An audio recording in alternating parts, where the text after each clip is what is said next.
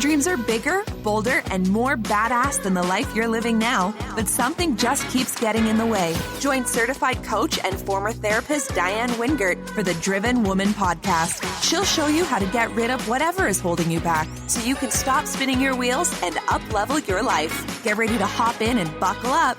This is the Driven Woman podcast, and we're heading for the fast lane.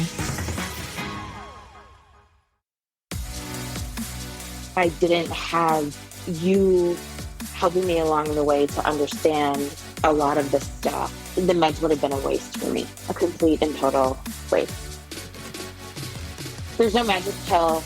It's always going to be something I'm going to have to work on, and I am understanding that and being okay with that and just kind of working through that. For the first time in my life, I'm going to tell you right now, the meds have allowed me to slow stuff down enough that I've never been this effective at anything cognitive ever in my life. But I've also never had it explained to me by somebody who understands what's going on in my head either. It's funny because at first I said I would never own my own practice. And now I own my own practice. And I would say, I'm never going to take it any more than just treating patients. And now I'm thinking about how can I start training other therapists. So I remember when we talked about what you introduced as habit stacking, so pairing your habits, and when you did initially bring that up, my initial reaction was like, ugh, like that sounds awful. Like, I don't want to do that. But that was one of the first shifts that our work together had changed, and that is something that I'm grateful for every day. Well, hey, and welcome back to my fellow driven women. Do you know what today is? You don't? Oh, it's our 1-year podversary, girl. Yes, the Driven Women podcast has been produced every single week for a solid year. Now, if you are anything like me, and I think you are, or you probably wouldn't be here, you know it's not always that easy to do creative work consistently.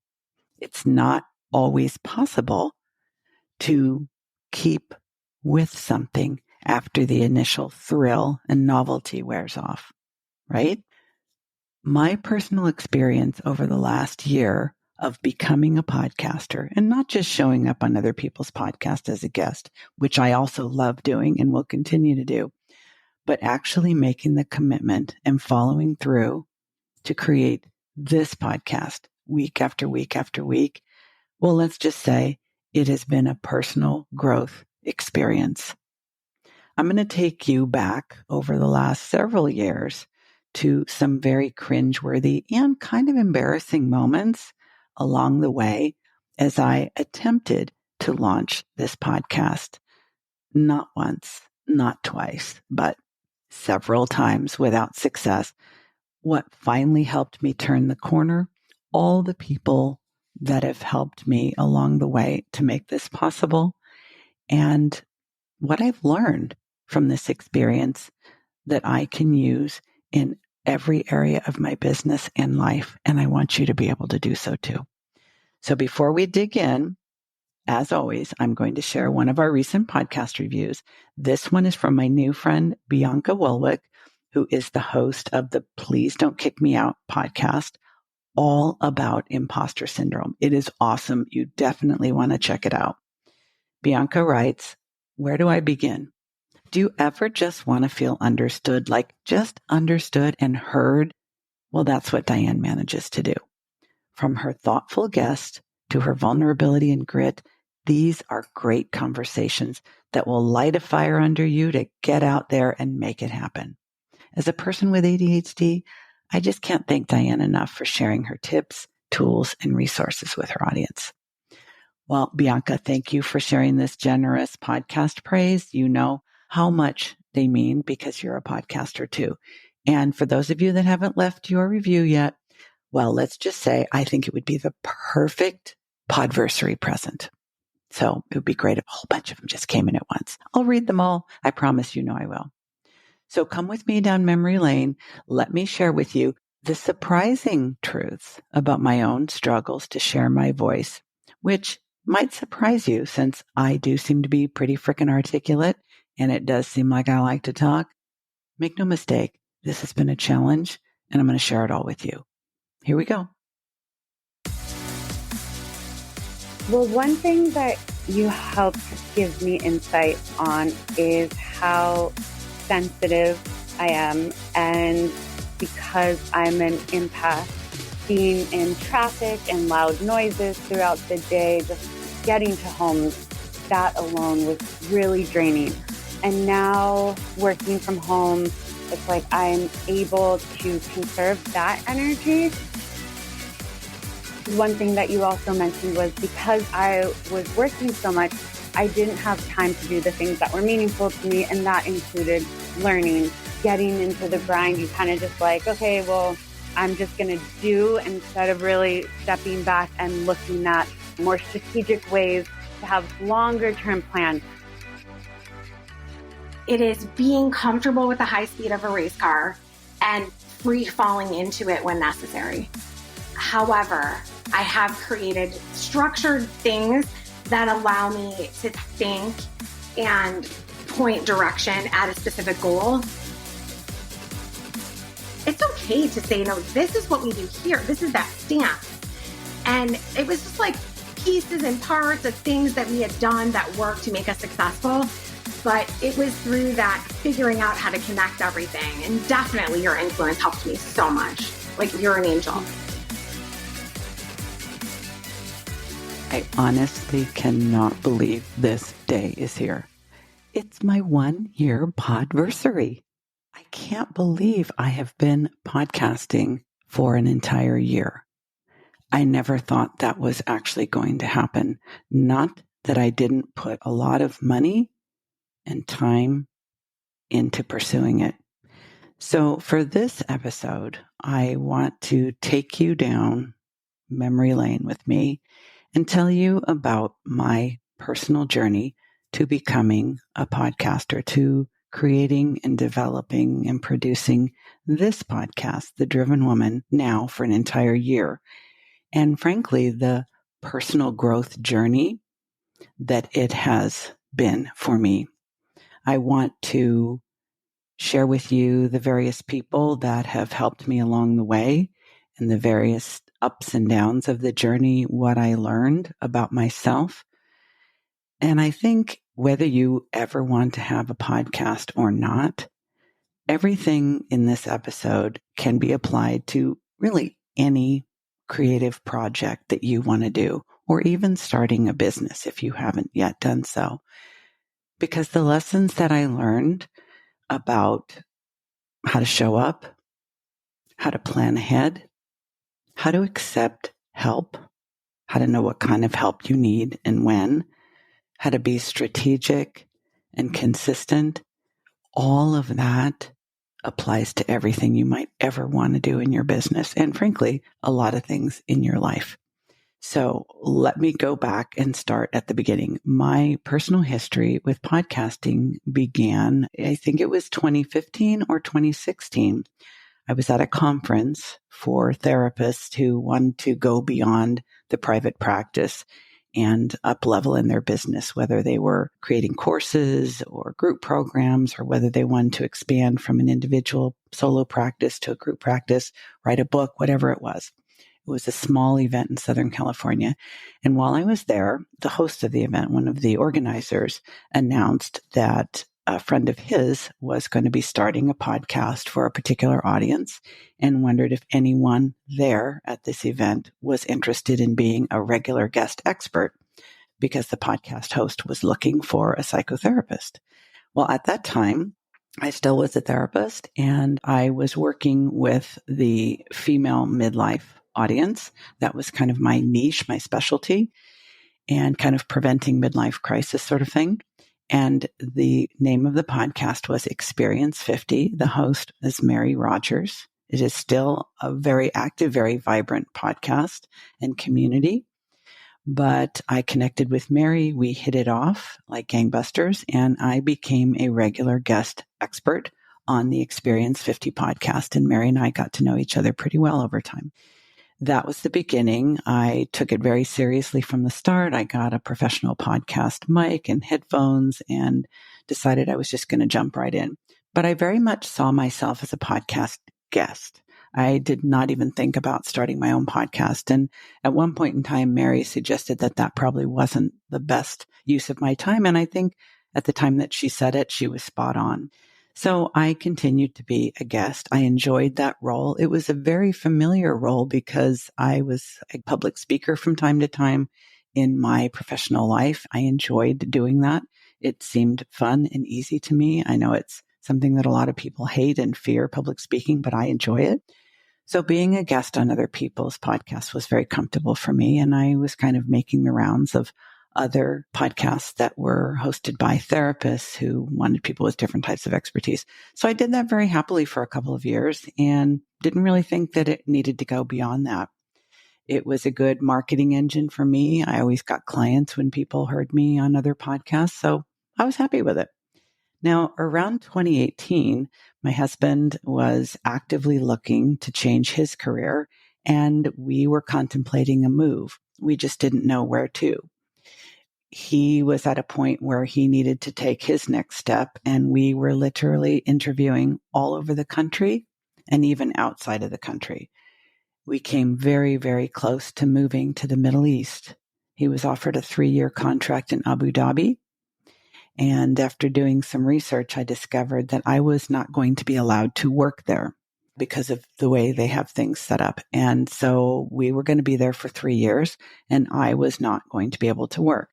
Now, if I decided to start a business there, I could own less than half of it, and more than half of it would have to be owned by an Emirati. And that didn't really seem like the best use of my time and talents. So I decided, well, I got 3 years. I will just produce content. I will create a podcast. I will record. I'll write a book. I'll do all the things. I'll create an online course. I'll just be very, very busy. But I won't be able to release any of it because of some of the censorship laws in the Middle East and so forth. So I thought, okay, this is great. I got my plan. And since I was anticipating leaving Southern California and being very far away from the different sources of support, I decided I would go through Pat Flynn's Fast Track, which is a weekend where you go to San Diego. It's a lovely program, by the way. It is all inclusive. You're in a very small cohort. It's a very high-end program, lots of access to Pat and his lovely assistant, Jess Lindgren.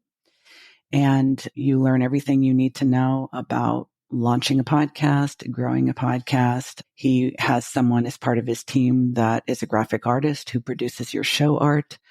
You get all the equipment you need, the basic setup, like shipped to your house. It's a first-rate program.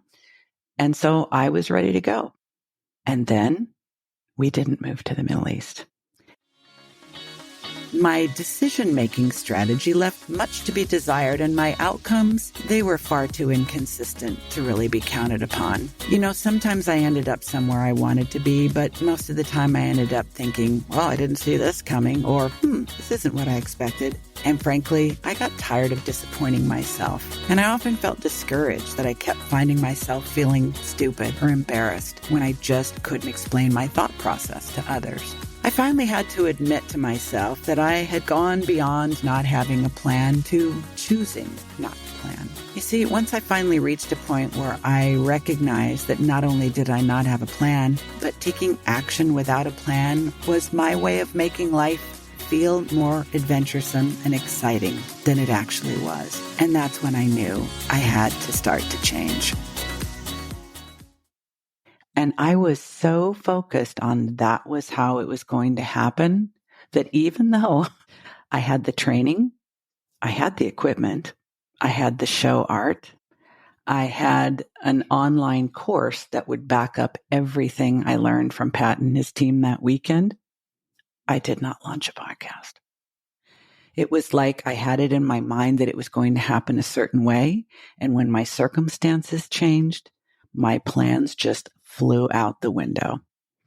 I do want to shout out Jess Lindgren because one of the best takeaways from that experience is not only the show art, and I will also tag the lovely graphic artist who created it for me in the show notes, Pam Covarrubias. I still use that show art today and love it. And Jess and I have developed a long-term friendship since then. But I didn't launch my podcast. So 2019 rolls around and I meet another lovely individual, Jackie McDougall. She was the mom of one of my husband's patients. And so we met that way. He said, I met this mom and you two are two of a kind, two peas in a pod. You're going to love each other. And of course, as soon as I met Jackie, I realized, oh, this is true. And as my luck would have it, Jackie is a creative consultant, an experienced podcaster. And one of the things she does is she helps women launch their podcasts. She has a great program called Find Your Voice. And I went through this program. Now, as this plot thickens, I was very supportive of all the other women, gave really good feedback, I think, to the other women in the group about how they could position their podcast and their message and all of that. But I still did not launch my own podcast. Listen, sooner or later, you're going to discover that her winning formula isn't just right for your personality or your industry or even your ideal customer's needs. Once we hit the stuck cycle, we do tend to stay there for a while and keep spinning our wheels because we don't know how we got there or we don't want to start over. Now, this unprepared kind of stuckness, it honestly can be avoided completely by making a promise to yourself. Hold your hand up and solemnly swear you will not buy another online course, coaching program, or pay a fuck ton of money to some self-appointed guru without doing thorough research into free or low-cost alternatives. We also need to take an honest look at our motivations, our expectations, and our abilities. So here we now are at 2019. I have been a guest on a variety of podcasts for almost 3 years. I have gone through 2 professional podcast launch programs, and I still haven't launched a podcast. Now, if I want to be even more embarrassed, that year I also went to Podcast Movement. 5,000 podcasters. It's a great conference, by the way. In Orlando, Florida. I met some other wonderful podcasters. I stayed with Jackie. I mean, I had everything I needed. I still didn't do it. You see the pattern? So here we are now in 2020, and the COVID pandemic and quarantine comes around. I learned something very important about myself at this point. I am grateful and fortunate that I have not been personally affected by COVID. Some members of my family have gotten COVID and recovered from it, but I have not lost anyone from COVID. And I am at a stage in my life and personal circumstances where I was basically able to go home and stay home for a year. I also had recently relocated, as some of you know, from Southern California to Portland, Oregon, and I really didn't know anybody yet. So this experience removed all my distractions and most of my excuses. And I then joined a program called The Front Row with Jen Lehner. All of these connections, all of these wonderful people, all of these people who have contributed to my podcasting journey will all be identified in the show notes if you want to look any of them up. For me, it is about following that intuitive brain sometimes. You know, we all have those moments. You're in the shower, you wake up in the middle of the night, you're driving the car, and suddenly something pops into your brain. Those intuitive moments, I think, are so valuable and so important. Mm-hmm. And I just would encourage everyone, hold on to those. I know for myself, because sometimes lots of ideas float through my brain, I collect them. I can't relate to that at all. They may not be ones that I'm going to do right now. So in my office, I actually have this really cool board. What I do is I put these ideas on Post-its, and then I have a side that says for now and a side that says for the future. And because they're on Post-its, I can move them back and forth. It's like, I can look at the for future signs like, you know what, I want to work on that this week, and I'll bring it over to the for now thing. But I got something on the now side that I'm like, you know what, I did some work, I want to keep it in mind, I'll move it. But for me, it's about gathering those things because those intuitive moments are the brilliant ones. But Jen Lehner runs a challenge twice a year. in the spring and in the fall. It's an accountability challenge, and anybody in her program can sign up for it. It's 4 weeks, and you commit to a goal. You identify your good, better, best outcome. You break down the steps to achieving that goal 1 week at a time. And over the course of 4 weeks, you publicly state your goal. You break down the steps, and you are going through this challenge with all the other people going through the challenge. And it was at that point that I was so sick of my bullshit excuses, so sick of watching other people launch podcasts and me thinking, when am I going to do this? I really had no excuses. I just wasn't doing it.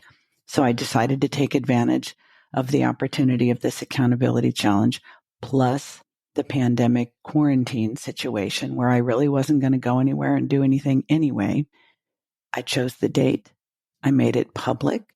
I participated in a circle of support. I broke it down step by step. I rewarded my progress as I went along, and I celebrated at every step of the way. And I learned that was ultimately the final step that I needed to get me up and over the fence. So as of May 19th, 2020, I launched the Driven Woman podcast. And we are now close to 20,000 downloads and a growing audience of loyal followers who eagerly look forward to it week after week. And this never would have been possible if I hadn't stuck with it, forgiven myself for all of the bullshit procrastinating and excuse making. But what I've ultimately learned since then, I am using in every other area of my business and life. And so I want to share those lessons with you because I am a woman with ADHD, and my history is that I get very enthusiastic, optimistic, excited about something. I commit to it. I jump in. I usually purchase all of the courses and the equipment and all of that and support the other people doing the thing. And sometimes that's all I do. How would you introduce them to EFT first? What would be like the first point of entry into a practice in their life? Would you teach them how to use it as like first aid? Or would you try to get them to adopt it as preventative practice, like part of their morning routine? So what's funny is that since my diagnosis with ADHD, I've been speaking to other women and coaching other women with ADHD. So this kind of niche that I work with of overwhelmed women with busy brains is kind of like AKA you may have undiagnosed ADHD. Right. Or you could just be one of those people that just have that predisposal to just feeling overwhelmed. You know, you don't have to have ADHD to be overwhelmed. I felt that it was very effective for me because I have a very busy head. And I went for Reiki and I went for massage and I couldn't relax. I had to do a lot of mindset work, a lot of self-coaching to uncover what the real problem was so that I could get over it and move forward. And what I ultimately discovered was that I was afraid that I wasn't going to be capable of being consistent, planning ahead, accepting the help that I needed, being strategic, and just frankly sticking with it until it helped me reach my goals. I just thought I'm going to do it and then I'm going to fizzle.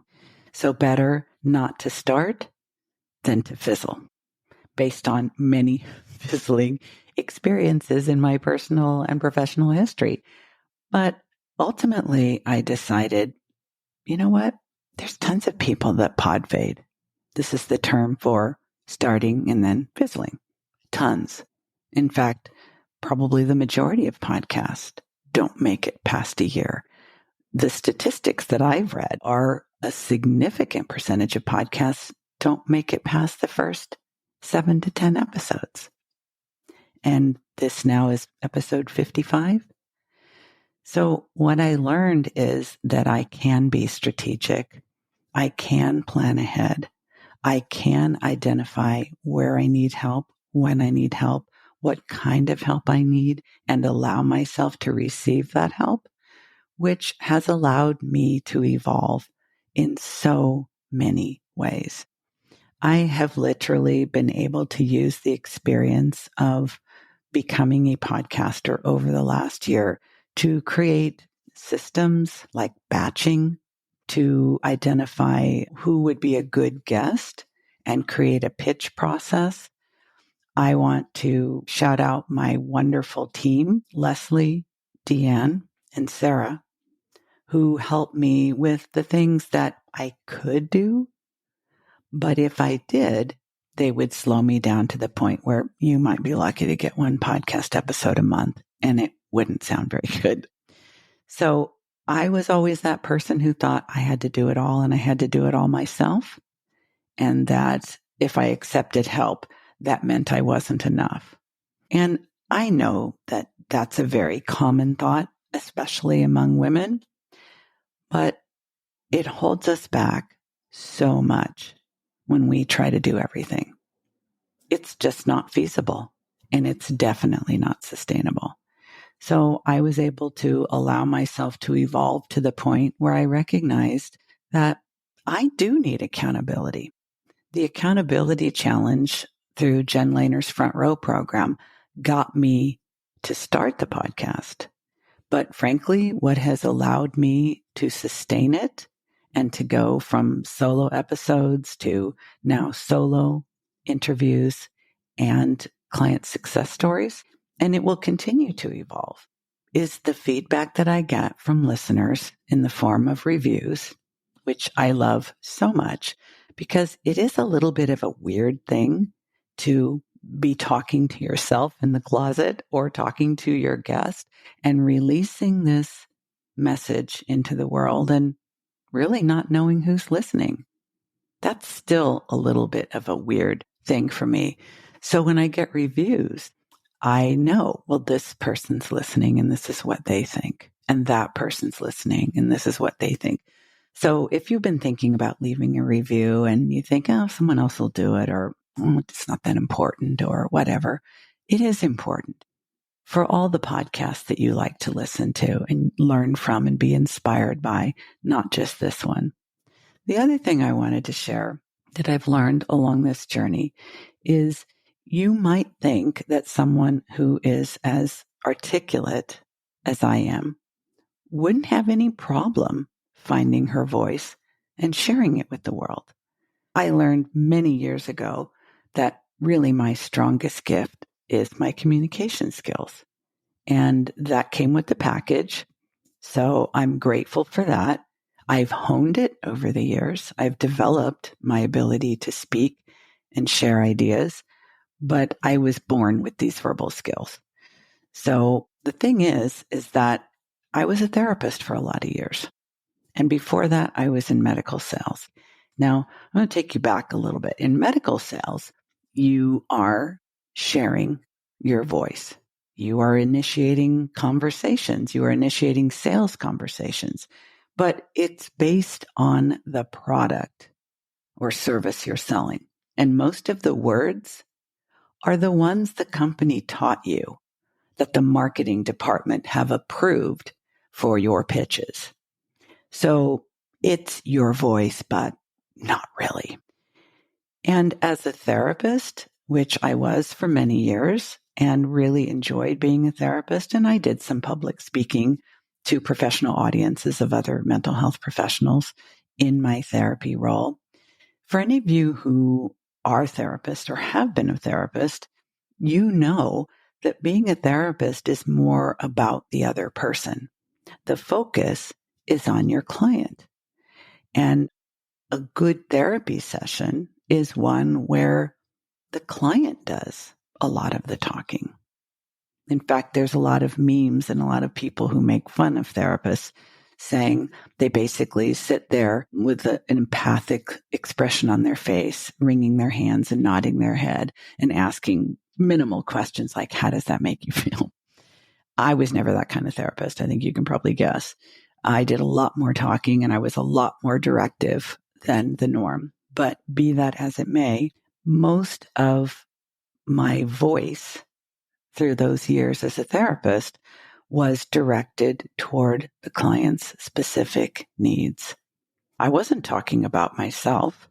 I wasn't talking about my opinions, my perspective, my personal journey. I certainly wasn't sharing any of my internal workings of my business or my lifestyle or even my beliefs and values, because the focus is really on the other person. So becoming a coach and becoming a podcaster meant I needed to start defining my thoughts, my perspective, my take on things, and then sharing that with the world. Now, I'm not exactly a hot mess, but I am far from perfect, and I'll be the first one to admit it. Well, sometime later, I realized that actually her recommendation was spot on.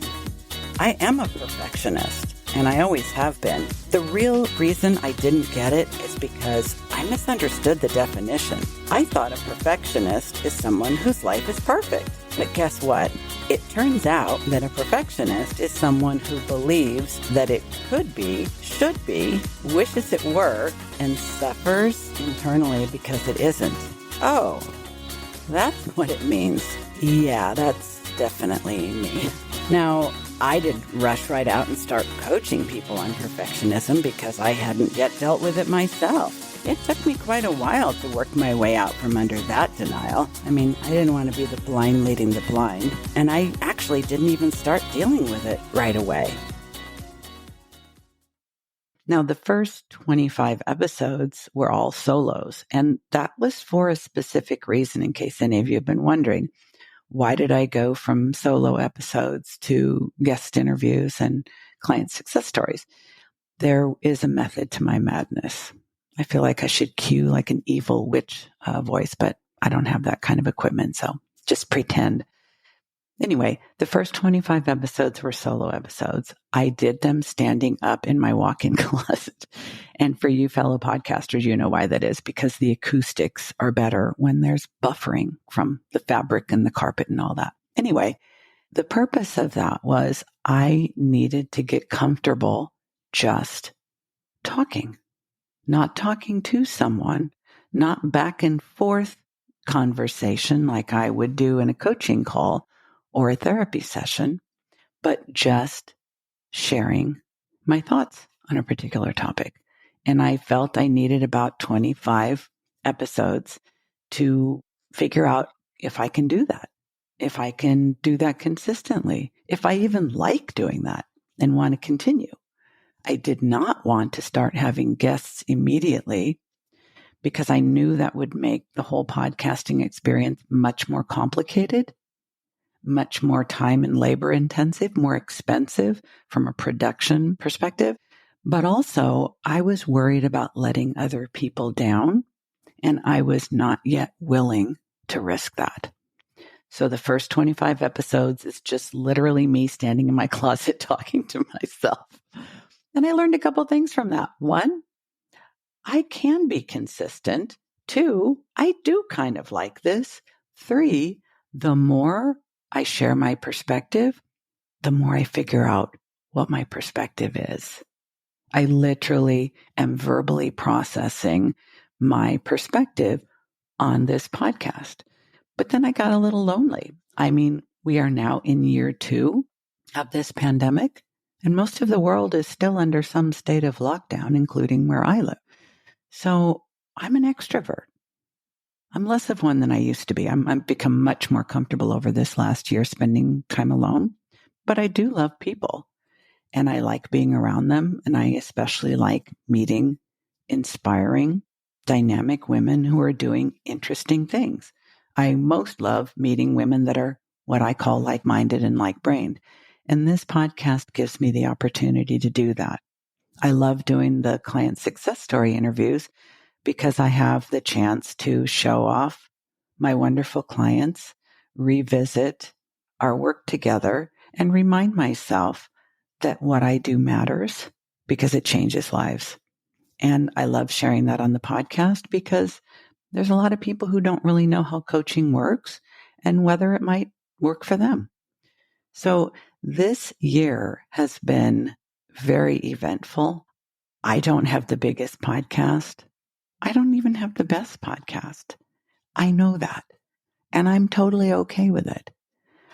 But what I'm really okay with is that I have proven to myself that when it matters and when I get the right support, guidance, and accountability, I can be consistent.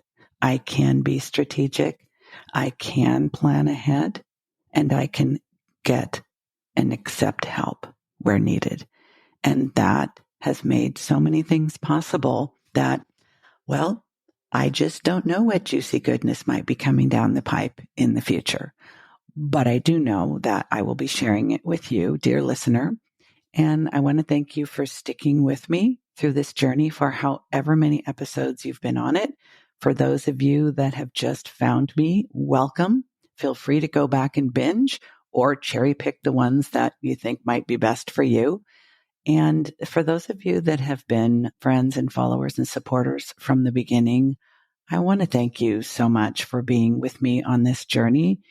And I hope that you will be able to recognize within my story that you can do the same. It may not be a podcast for you. It might be a book. It might be an online course.